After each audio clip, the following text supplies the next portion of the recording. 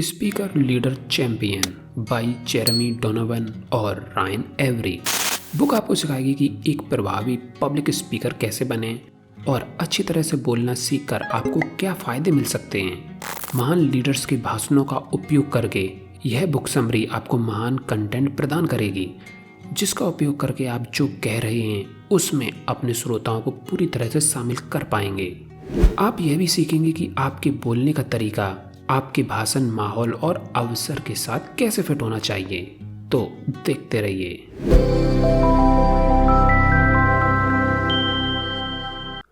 Number 1, public speaking किसी भी परिवेश के लिए एक महत्वपूर्ण कौशल है। क्या आपको कभी भीड़ के सामने भाषण देना पड़ा है, या क्या आपको कभी मोहक प्रेजेंटेशन से दूसरों को कन्विंस करना पड़ा है? कई नौकरियों में आपको अपने साथी सहकर्मियों के सामने बोलने की आवश्यकता होती है, और इन स्किल्स को सुधारना और निखारना आपके करियर में आगे बढ़ने के लिए महत्वपूर्ण है। आपके कामकाजी जीवन की शुरुआत से ही आपके पहली नौकरी के इंटरव्यू में पब्लिक स्पीकिंग महत्वपूर्ण रहा है। शोध से पता चला है कि इंटरव्यूज के दौरान एम्प्लॉयर्स जिस सबसे महत्वपूर्ण कौशल की तलाश करते हैं वह है भीड़ के सामने स्पष्ट भाषण और प्रेजेंटेशन देने की क्षमता। आपको काम पर रखे जाने के बाद काम पर सबसे अलग दिखने के लिए पब्लिक स्पीकिंग महत्वपूर्ण रहता है। यह जॉब आउटलुक 2013 के परिणामों में स्पष्ट है, जिसने 240 से ज़्यादा एम्प्लॉयर्स का एक सर्वे किया। कंपनी के अंदर और बाहर वर्बली रूप से संवाद करने की क्षमता को अब तक के सबसे मूल्यवान कौशल के रूप में स्थान दिया गया। पब्लिक स्पीकिंग में अच्छा होना आपको अपने करियर में आगे बढ़ने में मदद करेगा। यदि आपके एम्प्लॉयर्स किसी को बढ़ावा देना चाहते हैं तो वे किसी ऐसे व्यक्ति को चुनना चाहेंगे जो औरों से अलग हो, और पब्लिक स्पीकिंग एक ऐसा कौशल है जिस पर उनका ध्यान जाएगा। यह आपको किसी भी सहकर्मी से बढ़त दिलाएगा। इस बुक के लेखक इसके जीते जागते एग्जाम्पल हैं, हालांकि काफी अलग अलग तरीके से। जेरेमी डोनोवन कॉर्पोरेट क्षेत्र में बहुत अच्छे हैं और रायन एवरी ने टोस्ट मास्टर्स में ट्रेनिंग ली है। टोस्ट मास्टर्स उन लोगों के लिए एक क्लब है जो अपनी बोलने की क्षमता में सुधार करना चाहते हैं। टोस्ट मास्टर्स के साथ अपनी ट्रेनिंग के माध्यम से एवरी हमारे समय के सबसे सफल प्रोफेशनल पब्लिक स्पीकर्स में से एक बन गए। श्रोताओं के सामने आत्मविश्वास से, स्पष्ट रूप से और आश्वस्त रूप से बोलना सीखना एक अत्यधिक उपयोगी कौशल है जो आपके करियर के सभी बिंदुओं पर महत्वपूर्ण होगा, और यह आपको एक उच्च सम्मानित पेशेवर बना सकता है। नंबर 2, जैसे जैसे आप पब्लिक स्पीकिंग का अभ्यास करेंगे और फीडबैक प्राप्त करेंगे, आपका आत्मविश्वास और कौशल बेहतर होता जाएगा। हम सभी को कभी ना कभी श्रोताओं के सामने बोलना पड़ता है, चाहे वो स्कूल की प्रेजेंटेशन हो या बिजनेस मीटिंग। इन स्थितियों में घबराहट होना सामान्य है, और हम सभी अपने पब्लिक स्पीकिंग स्किल्स को सुधारने के लिए काम कर सकते हैं।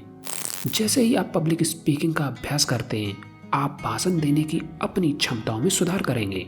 एक मजबूत भाषण केवल एक अच्छे विषय और सटीक तथ्यों के बारे में नहीं होता है, बल्कि यह जानना भी जरूरी है कि आंखों का संपर्क कैसे बनाएं, एक आधिकारिक लेकिन अप्रोचेबल मुद्रा कैसे रखें, अपनी आवाज को अच्छी तरह से पेश कैसे करें, हास्य का उचित उपयोग कैसे करें, और भाषण को सही ढंग से कैसे तैयार किया जाए जिससे श्रोताओं के लिए उसका अनुसरण करना आसान और अधिक दिलचस्प हो जाएगा। पब्लिक स्पीकिंग स्किल्स का सम्मान करने से आपका आत्मविश्वास भी बढ़ेगा। अपना आत्मविश्वास बढ़ाने का एक तरीका यह सुनिश्चित करना है कि आप फीडबैक को हमेशा गंभीरता से लें और इसका उपयोग अपने कमजोर क्षेत्रों को सुधारने के लिए करें। समय के साथ आप पब्लिक स्पीकिंग में अधिक सहज महसूस करेंगे, क्योंकि आप बेहतर समझ पाएंगे कि दूसरे आपको कैसे देखते हैं। फॉर एग्जाम्पल, रायन एवरी काफ़ी हद तक सफल हो गए क्योंकि वे यह जानने के लिए फीडबैक का उपयोग करने में सक्षम थे कि किन क्षेत्रों में सुधार करना है। अपने पहले भाषण में वह अक्सर हकलाते थे और जैसे अनावश्यक शब्दों का उपयोग करते रहे, जिससे दर्शक विचलित हो जाते थे। इसके बाद उन्होंने अपने बोलने के कौशल को सुधारने के लिए दूसरे टोस्ट मास्टर्स से प्राप्त मूल्यांकनों का उपयोग किया। कुछ ही वर्षों बाद वह मूर्ख एवरी, जो मुश्किल से अजनबियों से बेफिक्र होकर बात कर पाते थे, पब्लिक स्पीकिंग में विश्व चैंपियन बन गए थे। पब्लिक स्पीकिंग अब उनके और उनके प्रोफेशन का एक बड़ा जुनून है। जब आप एवरी की तरह फीडबैक के साथ सुधार करते रहते हैं तो याद रखें कि फीडबैक हमेशा आलोचना के रूप में नहीं आएगा। जैसे जैसे आप आगे बढ़ते हैं आप शायद लोगों को ये कहते हुए पाएंगे कि उन्हें आपकी प्रेजेंटेशन अच्छी लगी। यह भी बहुमूल्य फीडबैक है, इसलिए इसे गंभीरता से लें, अपनी पीठ थपथपाएं। नंबर 3, ऐसा विषय चुनें जो आपके और आपके श्रोता दोनों के लिए दिलचस्प हो। भाषण तैयार करने से पहले आपको खुद से एक सवाल पूछना चाहिए, मैं किस बारे में बात करने जा रहा हूँ। खैर, अच्छी भाषण सामग्री बनाने का रहस्य एक ऐसा विषय खोजना है जो आपके श्रोताओं को अच्छा लगे, लेकिन वह आपको व्यक्तिगत रूप से भी अच्छा लगे। सबसे पहले अपने आप से पूछें कि आपके श्रोता कौन होंगे। वे वही हैं जिसकी आप उम्मीद करते हैं कि आपका भाषण उन्हें प्रभावित करेगा। फॉर एग्जाम्पल, जब आप क्रिसमस पर अपने परिवार को भाषण देते हैं तो आप शायद प्यार या किसी करीबी परिवार के मूल्य के बारे में बात करेंगे, न कि आपकी कंपनी की नई बिजनेस रणनीति के बारे में। इस तरह आपके श्रोताओं को सराहना और प्रेरित महसूस करने की अधिक संभावना है। दूसरा, एक एक्सपर्ट स्पीकर के बजाय एक एक्सपर्ट बने जो बोलता है। इसका मतलब केवल अपने विषय के बारे में ज्ञानी होना नहीं है, बल्कि उसमें सच्ची दिलचस्पी लेना भी है। यदि आप माइक्रोबायोलॉजी के बारे में बात करते हैं लेकिन वास्तव में आप साइंस से नफरत करते हैं तो आप में एक अच्छा भाषण देने के लिए आवश्यक प्रेरणा और जुनून की कमी होगी। भले ही आपकी संरचना ठोस हो, आपके शब्द अच्छी तरह से चुने गए हों और आपके तथ्य सही हों, जुनून के बिना एक भाषण वास्तव में कभी भी दूसरों को प्रेरित नहीं करेगा। फॉर एग्जाम्पल, एक स्वतंत्र और लोकतांत्रिक दक्षिण अफ्रीका के अपने सपने के बारे में नेल्सन मंडेला के भाषण दिल को छू लेने वाले थे, क्योंकि उन्होंने उस सपने के लिए पूरी लगन से लड़ने के लिए अपना जीवन समर्पित कर दिया था। वह नए आईपैड के बारे में अच्छी तरह से बोलने में सक्षम नहीं होते, जिस तरह स्टीव जॉब्स को नस्लीय अलगाव के बारे में बोलने में अजीब लगता। दोनों उत्कृष्ट वक्ता थे क्योंकि वे उन विषयों में भाषण देते थे जिसमें उनका वास्तविक जुनून था। विषय प्रत्येक भाषण की रीढ़ होता है, और यदि आप कोई एक विषय चुनते हैं जो आपके लिए महत्वपूर्ण है तो आपके भाषण के महान होने की बहुत अधिक संभावना है। नंबर 4, यह सुनिश्चित करके अपने श्रोताओं को बांधे रखें कि आपका भाषण फोकस्ड है।